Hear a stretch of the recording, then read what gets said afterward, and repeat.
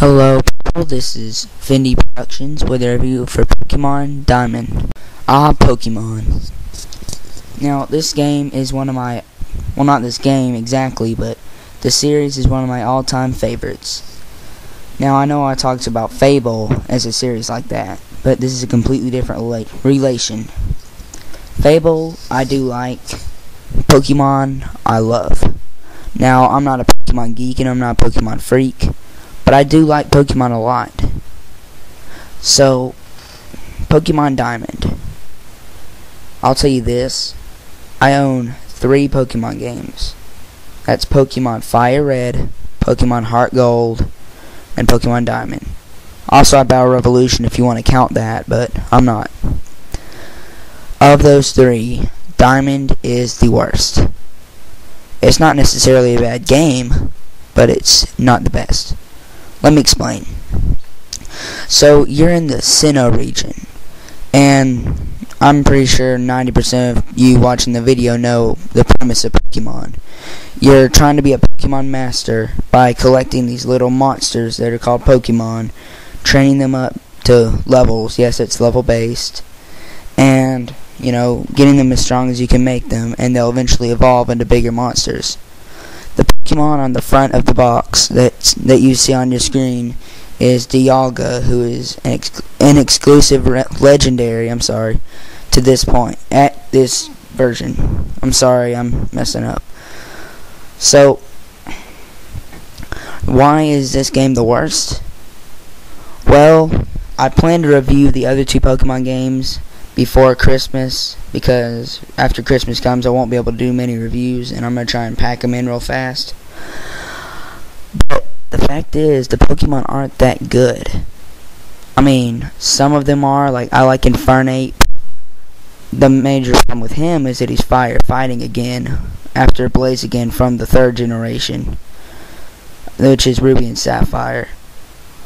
So, he's firefighting again, and Polion, it's okay. That's the final version of the water starter Piplup, which I'm mostly going to talk about final evolutions because that's the one that's going to be with you the longest. Unless you don't evolve, which is stupid. Torterra, who's the grass starter's final evolution, is just a copy of Venusaur, which is from the very 1st generation, which most of you should know about. Now, the storyline itself is okay, and the presentation is okay again. It looks a lot like the Game Boy games did, which are Fire Red and Leaf Green and Ruby, Sapphire, and Emerald. They just look like they're a little bit enhanced. That's it. If the Game Boy had a little bit better graphics processors, or whatever you want to call them, I call them graphics processors, I don't know the official name, but if the Game Boy was just a little bit better, then that could have easily been on the Game Boy. There was hardly anything that focused on the touch screen, which honestly I could care less, but still there was not really anything that focused on it. So, it's pretty much the same as any other Pokemon game. And I will admit, Nintendo repeats the same thing over and over. They just put new Pokemon in it, mix it up a little bit. Pretty much the same story, same premise, and you know, bam, you go. And I am one of the suckers that keeps coming back. And when I say sucker, I don't mean that as an insult or anything, because I like Pokemon. So, it's mostly the Pokemon. The journey I found not to be as fun as the other Pokemon games that I have played. Which again, I've only played 3, but that's 3 generations. Ruby, Sapphire, and Emerald was a little bit before I started getting into Pokemon. And the new 5th generation, Black and White. I will be getting White when it comes out, so I'll make a review of that in a few months. But yeah, that's probably my least favorite Pokemon game. And is it a bad game? No. And I already told you the major faults. It's the Pokemon, and that the journey is not as fun. And I am what I call a true critic. Excuse me for a minute. Pardon me. When I say true critic, I mean I look out for faults. And you're probably going to take that the wrong way.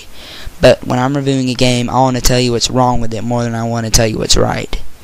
And you're going to catch me doing that a lot. So, and you may think that I hate a game that I'm reviewing when I actually like it a lot. But I'm just going to tell you some of the faults. And a perfect example of that is when I reviewed Fable. I told you at the end that I liked that game a lot, but I spent most of the second half of the video bashing it. So, anyways, I do like this game. Now, I don't like it as much as I like Fable, but I do like this game. I'm going to give it a 6.75 out of 10 for it just being fun to play. The journey was overall okay, and the Pokemon, most of them were decent, but they're still not as good as they were the first couple of generations.